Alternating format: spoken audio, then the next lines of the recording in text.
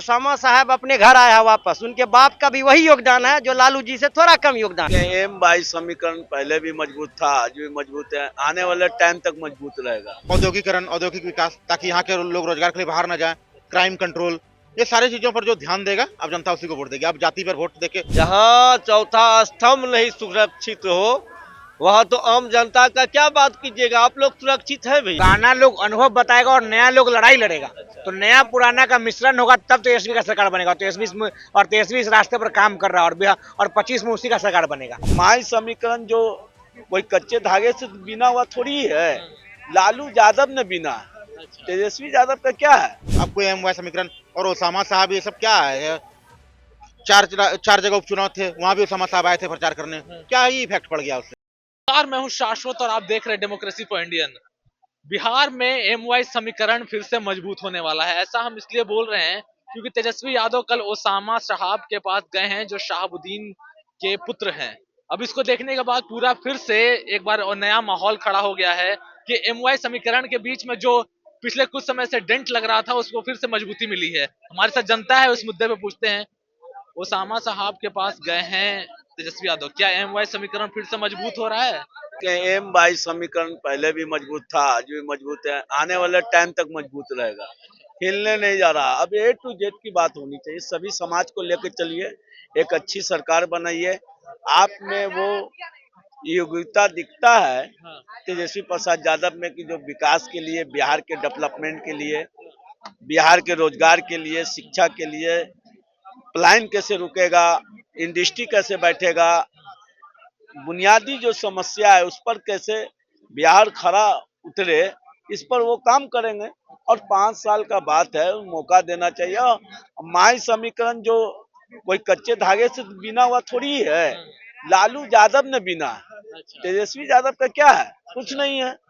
तेजस्वी प्रसाद यादव का कुछ बिना हुआ नहीं है, ये बिना हुआ राष्ट्रीय जनता दल के राष्ट्रीय अध्यक्ष श्री लालू प्रसाद यादव जी का है, जो कच्चे धागे से नहीं है कि टूट जाएगा किसी के तोड़ने से, वो समझिए कि पक्के धागे से बिना हुआ है।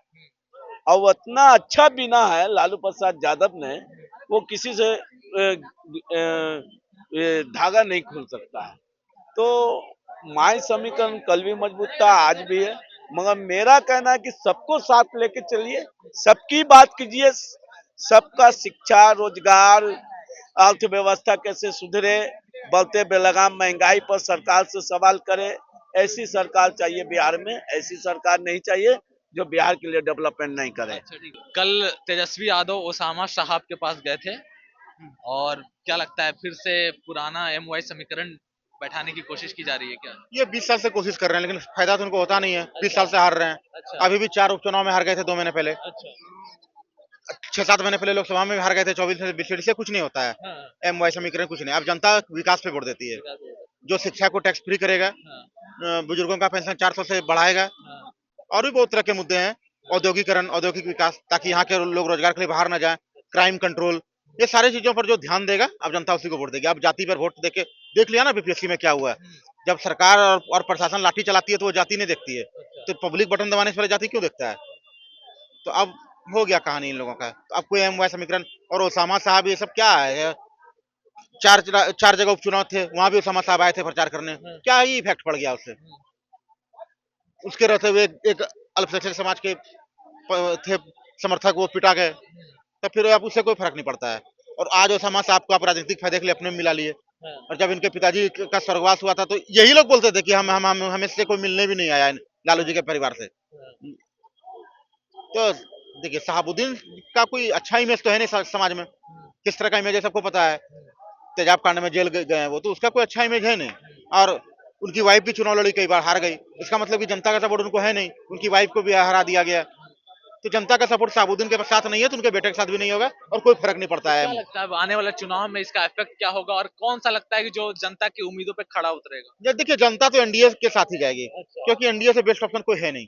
क्योंकि जनता, देखिए यहाँ पर जनता जो है शांति चाहिए उसको, इंतहा पसंद नहीं जनता है, और शांति सबको पता है एनडीए राज में ही होगा। बीपीएससी के छात्र बहुत ही गुस्से में हैं इस मुद्दे पर, तो क्या लगता है एनडीए को वोटों का नुकसान नहीं हो सकता है? कोई नुकसान नहीं होगा। देखिए, बीपीएससी के छात्र, कितने छात्र थे बीपीएससी में? कितने छात्र थे? हजारों छात्र हजारों छात्र थे। हाँ। उसमें से जो सफल हुए वो तो गुस्से होंगे नहीं। कुछ लोगों को आक्रोश है, अच्छा तो वो कुछ लोगों का वोट से कोई फर्क नहीं पड़ेगा। कुछ लोगों का आक्रोश है बस। हाँ आप कुछ देखिए ना, कुछ लोगों का आक्रोश है, अच्छा कोई फर्क नहीं पड़ेगा। कोई फर्क नहीं हालांकि जो हुआ गलत हुआ, बीपीएससी मामले में एसआईटी जांच होनी चाहिए थी, हाँ लेकिन इससे कोई खास फर्क नहीं पड़ेगा, क्योंकि बीपीएससी में छात्रों की संख्या कितनी थी सर? हजारों में थी। हजार में से आधे लोग जिनका प्री निकल गया, वो तो अब ज्यादा मतलब रखेंगे नहीं, तो इससे कोई खास फर्क नहीं पड़ेगा। बिल्कुल नहीं। तो क्या एनडीए में कौन सा चेहरा होगा इस बार? आपको कुछ, जैसे कि जनता है आप तौर पर नहीं, देखिए महाराष्ट्र में जैसे काउंटिंग के बाद पता चला कि चेहरा कौन होगा, वैसे यहाँ भी काउंटिंग के बाद पता चलेगा। हाँ, नीतीश जी पे अभी सब शक है किसी को? अब शक की बात नहीं है सर, देखिए परिवर्तन संसार का नियम होता है। हाँ आप रोटी भी बनाइएगा तवा पे, तो एक ही साइड में नहीं बना पाइएगा ना, पलट पलट के रहिएगा। 20 साल ये रहे ना, अब कुछ भी हो सकता है। अच्छा हालांकि अगर एनडीए के विधायक चाहें कि नीतीश जी फिर से बने तो फिर ठीक है, स्वागत है, वरना सर अब पलट भी सकता है अच्छा बस। चलिए ठीक है। हमारे साथ और भी जनता है। ओसामा साहब के घर तेजस्वी यादव जाते हैं। क्या पुराने साथी के पास तेजस्वी यादव पहुंच रहे हैं? क्या वो फिर से अपनी पार्टी को मजबूत कर रहे हैं? क्या इसका फायदा 2025 के चुनाव में होगा? बिल्कुल मिलेगा, तेजस्वी को फायदा मिलेगा। और समा देखिए, सहाउद्दीन भी एक नामी गिरामी था, और उसका भी चाहे वो रहे या ना रहे, उसका परिवार है, तो फायदा तो जरूर मिलेगा, इसमें दो मत नहीं है। जो वोट है इनका प्लस होगा, हर हर जिला में प्लस होगा, क्योंकि अभी का जो माहौल देखिएगा ना, पूरा इस दोनों सरकार से, डबल इंजन की सरकार से सारा इंसान, चाहे गरीब रहे चाहे कोई भी रहे, सारा त्रस्त है। कहीं का कोई उपाय ही नहीं लग रहा है। देख लीजिए, आप ही का सरकार, आप ही का संसद क्या करता है, एक चौथे स्तंभ पे हमला कर देता है। क्या हो रहा है?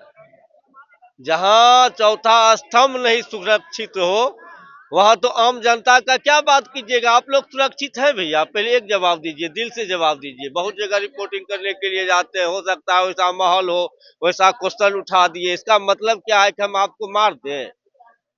जब हम आपका इज्जत नहीं कर सकते तो आप मेरा इज्जत कीजिएगा। हर एक जनता में ये एक निगेटिव माहौल जा रहा है। आरजेडी जो तेजस्वी यादव हैं वो पुराने फिर समीकरण बैठा रहे हैं, पुराने लोगों से मिल रहे, ओसामा से मिल रहे। क्या इसका लाभ होगा चुनाव में? समीकरण क्या होता है भाई? नेता है तो अपना वर्कर अपने पार्टी के नेता और लीडर से तो मिलवे ना करेगा। तेजस्वी जी गए सिवान में, सिवान में अपने वर्कर हैं जो उनके साबुद्दीन साहब की पत्नी उनकी नेता है, बड़ी नेता है, उनके बेटा उनके नेता है, लोग मिलने गया। इसमें साधना क्या हुआ है? आज भी ओसामा साहब सिवान से हो, छपरा हो, गोपालगंज हो या बिहार का हो, अपनी राजनीति में अपना एक पहचान रखते हैं। ठीक है, मिलना चाहिए लोगों को। अपने अपने पार्टी के नेता से नहीं मिला तो बीजेपी के लोगों से मिलेगा। तेजस्वी ठीक है, अच्छा काम कर रहे हैं, अच्छा काम। क्या लगता है इसका लाभ, जो फायदा होगा, पुराने लोगों से मिल रहे हैं, इसका चुनाव में फिर से बहुत मजबूती मिलेगी? नहीं, देखिए केवल पुराने लोगों से नहीं, नए लोग को भी मौका दे रहे हैं। पुराना लोग अनुभव बताएगा और नया लोग लड़ाई लड़ेगा, तो नया पुराना का मिश्रण होगा, तब तेजस्वी का सरकार बनेगा। तेजस्वी इस रास्ते पर काम कर रहा है, और 25 में उसी का सरकार बनेगा। ओसामा साहब मिले हैं तेजस्वी यादव से, क्या देख रहे हैं आने वाले? देखिए, आरजेडी जितना लालू जी की है उससे थोड़ा कम शहाबुद्दीन जी की भी है। और ओसामा साहब अपने घर आया है वापस, उनके बाप का भी वही योगदान है जो लालू जी से थोड़ा कम योगदान है। आरजेडी जाना ही जाता है शहाबुद्दीन और लालू जी के कारण। उस शहाबुद्दीन के कुर्बानी के कारण पूरे एमवाय समीकरण बना मुस्लिम और यादव का। तो साहब ओसामा आया, अपनी जगह पर आया है, और तेजस्वी मिल के चलेगा, और अगला बार सरकार बनेगी आरजेडी कांग्रेस अलायंस की। बिल्कुल क्या बिल्कुल। लगता है, मतलब एनडीए को लेकर के अभी जो बात चल रही है, क्या लगता है जो महागठबंधन और एनडीए में किसका पलड़ा भारी दिख रहा है? महागठबंधन इंडिया अलायंस, जिसका नेतृत्व पूरे देश लेवल पर राहुल जी कर रहे हैं, बिहार में नेतृत्व तेजस्वी जी करेंगे, इसका पलड़ा बहुत भारी रहेगा। आप देखिए कि बापू सभागार में राहुल जी आए, और भागीरथ मांझी, दशरथ मांझी के बेटा अली अनवर जी, जो कि जमीनी लोग, वंचित शोषित समाज में पकड़ रखने वाले 3 बड़े लोग ज्वाइन किया कांग्रेस को। आरजेडी में मंगनीलाल मंडल आया है। आरजेडी बहुत मजबूत है, कांग्रेस बहुत मजबूत है, सीपीआई, सीपीएम, माले, ये मुकेश सहनी सब मजबूत है। और हम लोगों का जीत, गठबंधन इंडिया अलायंस का जीत 130 प्लस विधायक आएगा। बिल्कुल बिल्कुल। चलिए, ये थे हमारे साथ जनता जो आरजेडी के बारे में, तेजस्वी यादव के बारे में अपनी प्रतिक्रिया दे रहे थे। कुछ लोगों ने कहा कि 130 से ज्यादा सीट महागठबंधन लाएगी।